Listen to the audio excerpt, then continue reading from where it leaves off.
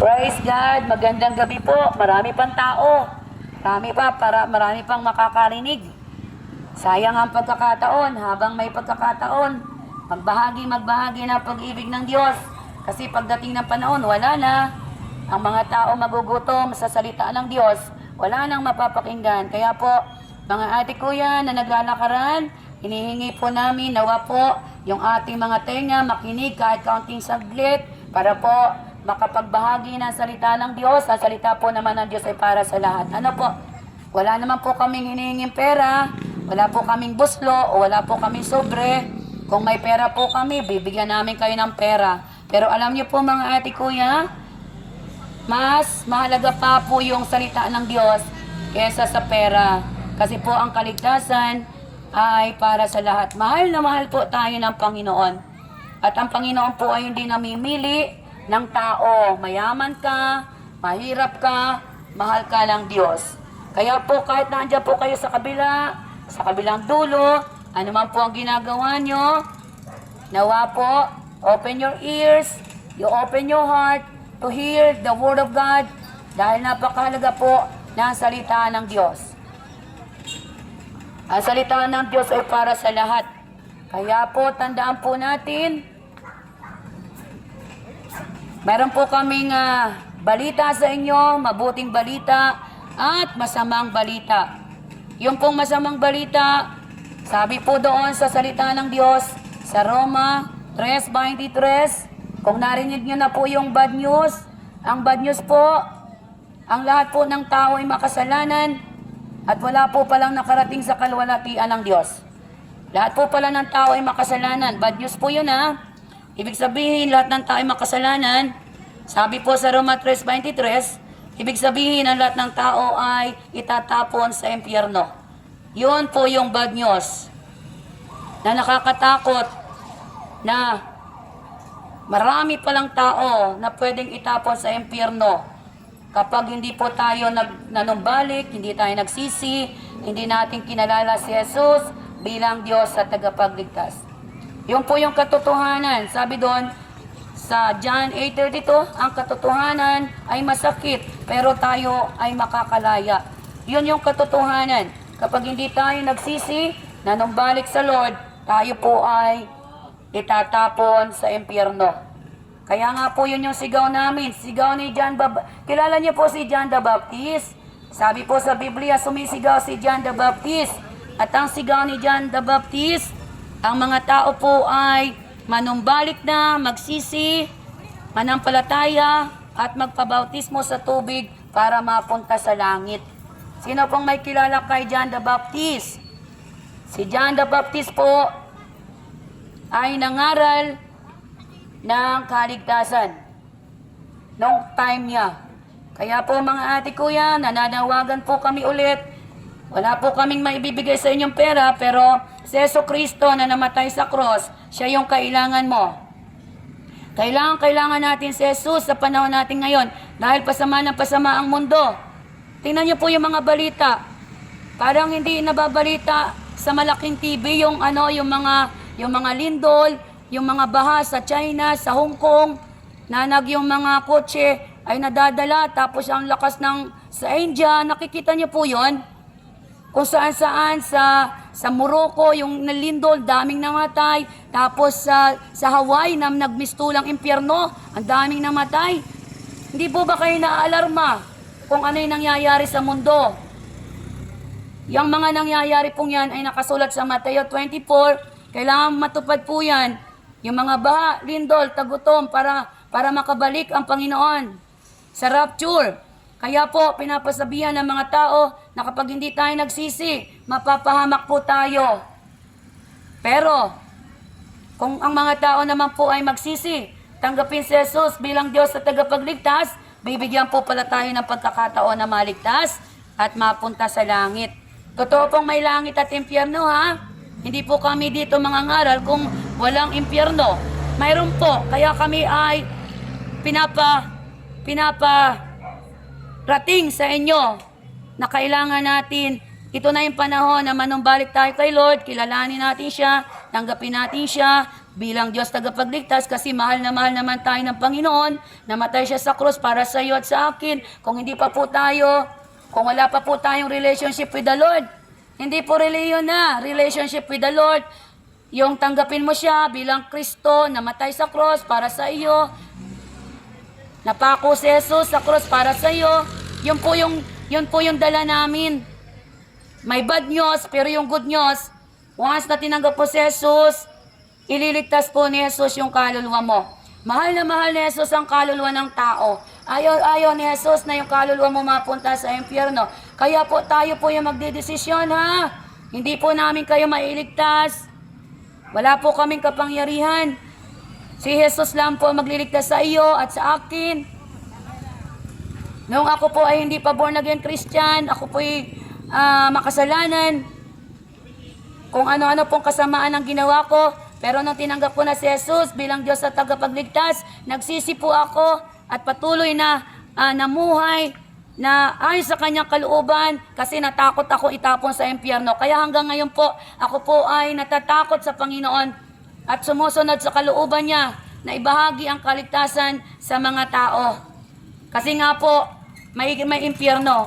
Kaya yun po yung aming dala. Kung may mga Bible po kayo sa inyong mga bahay, please, magbasa po kayo. John 3:16, Roma 6:23, Roma 3:23, para po makita natin na yung palang aming binabahagi na sa Biblia. At totoo po pala na kailangan natin si Jesus. Hindi po namimili si Jesus, kahit sino ka pa man. Mahal na mahal po tayo ng Panginoon. Ang ating presidente, ang ating mayor, ang ating mga kapatid na pulis, mga doktor, mga teacher, mga nurse, mga tao na gagala, mga driver, lahat-lahat po mahal ng Panginoon. Ganon po katindi ang pag-ibig ng Diyos. Wala na lang po kaming papel na pinapamahagi, naubos na po doon sa kabila. Kaya po pag uwi niyo ng bahay, buklatin niyo na po yung Bible niyo, please. John 3:16, John 14:6, Jesus is the only way, the truth, and the life. No one comes to the Father except Jesus Christ. Dahil si Jesus lang po ang magliligtas sa atin. Hindi ko po kayo kilala, pero kilala kayo ni Jesus. Kilala po tayo ni Jesus. Alam niya yung kanya. Alam ni Jesus yung buhay mo, yung pangalan mo, yung edad mo, yung birthday mo. Alam ni Jesus kung ilan yung buhok mo. Alam ni Jesus kung kailan ang kapanganakan mo. Alam ni Jesus kung kailan ka mamamatay. Dahil si Jesus ang nagbigay po ng buhay sa atin. Dahil mahal na mahal po tayo ng Panginoon. I-consider po natin na mahal pala ako ni Jesus. Maraming tao naghahanap ng pagmamahal, hinahanap ang pagmamahal sa mga bisyo, sa mundo, pero si Jesus Christ po pala yung number 1 na nagmamahal sa atin. Kaya mga tao dyan sa dulo, Jesus love you. Jesus died on the cross for you. Jesus Christ cares for you. He love you so much. Ang Panginoong Yesus lamang ang tunay na nagmamahal sa atin. Ang tao sa mundo, iiwanan ka. Pwede yan pumunta sa kabilang bahay. Pero si Jesus Christ na nagbigay sa iyo ng buhay, hindi ka niyan iiwanan. Sasamahan tayo ng Panginoon hanggang sa huling hininga ng ating buhay. Kaya, come back to Jesus Christ. Repent and be born again to see the kingdom of God. Mahal na mahal po kayo ng Panginoon. Kaya po bago kami umalis, at gabi na po, tandaan po natin, ang pag-ibig ng Diyos ay para sa lahat.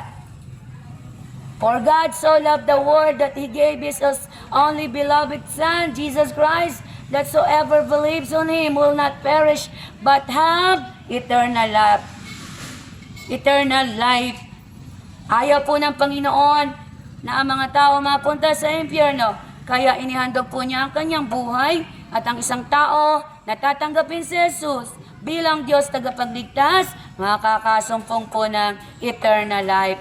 Kaya po sa gabing ito, nananawagan po kami sa inyo, now is the day of your salvation, tomorrow, baka huli na. Wag na wag po tayong mamamatay na walang Kristo.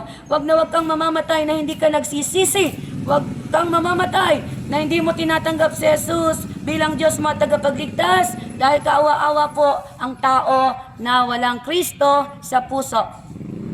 Makamtan man natin lahat ng kayamanan sa mundo, silver or gold, makamtan natin. Pero kung wala kang Kristo sa puso, wala pong saysay ang buhay. Magkakaroon lang po ng saysay ang ating buhay once na tinanggap mo na si Kristo bilang Diyos mo at tagapagligtas at nakatanggap ka ng kapatawaran mula sa Diyos. Mananalangin po ako bago po umalis kami at gabi na rin. Ang pag-ibig ng Diyos ay para sa inyo. Hindi ko kayo kilala pero kami po ay instrumento lamang. Kami ay tagasalitaan ng Panginoon para pasabihan po tayo na namatay si Jesus para sa iyo at sa akin. Bago po kami umalis, 3 bagay. Kung gusto po nating mapunta sa langit, ang gagawin lang po natin, manalangin po tayo ng buong puso, magsisi, humingi ng tawad, kilalanin si Jesus. Kailangan po natin humingi ng tawad kasi lahat tayo makasalanan. Galit na galit ang Panginoon sa ating kasalanan. Pero mahal ng Diyos ang tao, ayaw ng Diyos yung kasalanan. Kaya magsisi, ihingi ng tawad lahat ng kasalanan. Pangalawa, manampalataya tayo. Manampalataya tayo kay Jesus Christ. Siya yung magdadala sa atin sa langit. Huwag po nating ilalagay ang pananampalataya sa pera, sa asawa mo, sa anak mo, sa Pangulo, sa mga bagay. Hindi po yan magliligtas. Walang makakapagligtas sa atin sa mundong ito. Si Jesus Christ lamang po. Kaya kung sino po yung namatay sa cross, doon po natin ibigay ang pananampalataya, tanggapin natin siya. At kapag tayo nagsisi, tinanggap si Jesus, magpatuloy po tayo habang sa pagbabalik. Babalik po si Jesus. Sabi sa John 14:1 and 2, pupunta ako sa langit, ipaghahanda ko kayo ng matitirhan. At kapag naipaghanda ko na kayo ng matitirhan sa langit, babalikan ko kayo. Gusto niyo po ba balikan kayo ng Diyos at isama sa langit? Napakaganda po ng langit. Wala dong apoy. Paraiso ang langit. Pero yung impyerno, susunogin doon ang kaluluwa ng tao. Buong buhay, magngangalit, may uod pa. The Bible said. Kaya po kayo ang pipili. Si Kristo, na dalhin kayo sa langit, o si Satanas, na isasama kayo sa impyerno. Pipili po tayo. Sa Diyos ka o sa Diablo. Mananalangin po ako ng kapatawaran. Kapag tayo nanalangin ng tao sa puso, patatawarin po tayo, ililigtas tayo ng Panginoon. Manalangin po ako. Kung sino po yung sasabay sa panalangin, bibigyan ng Diyos ng kaligtasan. Kahit isa na magsisi, tuwan-tuwa yung mga anghel sa langit. May pupunta sa langit kahit isa. Lalo na kung marami pong magsisi at acknowledge Jesus Christ as Lord and Savior. Mananalangin na po ako. Iniimbitahan ko po kayo. Come to Jesus, the living water. Pag tinanggap nyo si Jesus, bibigyan ka niya ng tubig. Hindi ka na mauuhaw. Dito sa mundo, mauuhaw ka. Kapag uminom ka ng tubig na yan, mauuhaw ka. Pero kapag tinanggap mo si Jesus, hindi na mauuhaw ang kaluluwa mo. At dadalhin ka pa sa langit. Totoo po yun. Totoo po yun. Kasi nasa Biblia. Time will come. Time will come. Lahat po tayo ihaharap sa Panginoon. At kung may Kristo ka, mapalad ka. Napakapalad mo kapag ikaw ay na-born again Christian dahil ililigtas ng Diyos ang iyong kaluluwa. Sige po, mananalangin ako kung sino po ang manalangin ng tao sa puso, siya po yung makakasumpong ng buhay sa langit. Kahit nasan ka po dyan, iniimbitahan kita na manalangin ng pagsisisi, ng pag-iingat ng Diyos. Kahit anong ginagawa mo dyan, manalangin po tayo ng tao sa puso. Sabi doon, matakot tayo sa Lord. Dahil kapag natakot tayo, bibigyan niya tayo ng buhay sa langit. Mananalangin na po ako ng tao sa puso. Ama, sa pangalan ni Jesus, sa gabing ito, lumalapit po ako sa iyo, nagpapakumbaba, inaamin ko, ako'y makasalanan, hindi ko po kaya na iligtas ang aking kaluluwa.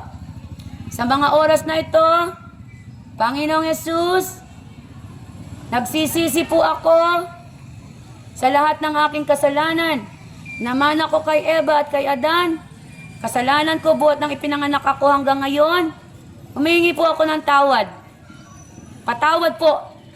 Panginoong Jesus, isulat mo po ang aking pangalan sa aklat ng buhay upang sa pagbabalik mo, makasama ako. Sinabi mo, kapag ang pangalan namin ay hindi nakasulat sa aklat ng buhay, hindi kami makakakyat sa langit. Kaya right now, ina-acknowledge kita, Jesus, pumasok ka sa aking puso. Ikaw na yung Diyos ko at tagapagligtas ng aking kaluluwa.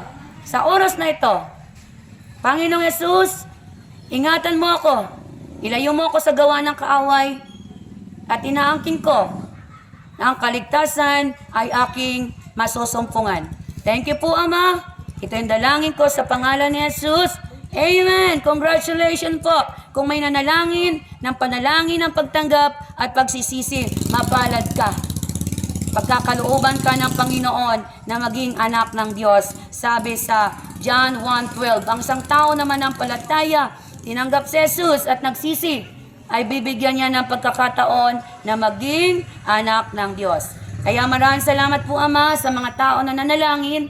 Nawa po ang kaligtasan ng kanilang kaluluwa ay kanilang makamtan. Pagpalain mo na po ang mga tao, lakaran ng lakaran, yung mga uuwi, ingatan mo sila. At nawa po isang araw, sila po ay makasumpong ng pangako mo na buhay sa langit. Pagpalain mo na po ang mga tao at sa pag-uwi nila, kumuha ng Biblia, magbasa at hanapin ang mga salita ng Diyos para lalo kaming lumago sa pananampalataya. Salamat po sa inyong pakikinig. Salamat po at mahal po kayo ng Panginoon. God bless po and to God be the glory. Salamat po sa inyong pakikinig. Magandang gabi at ingatan po kayo ng Panginoon. Yung mga magta-travel pa sa mga malalayong bayan, ingatan po kayo ng Diyos. Amen!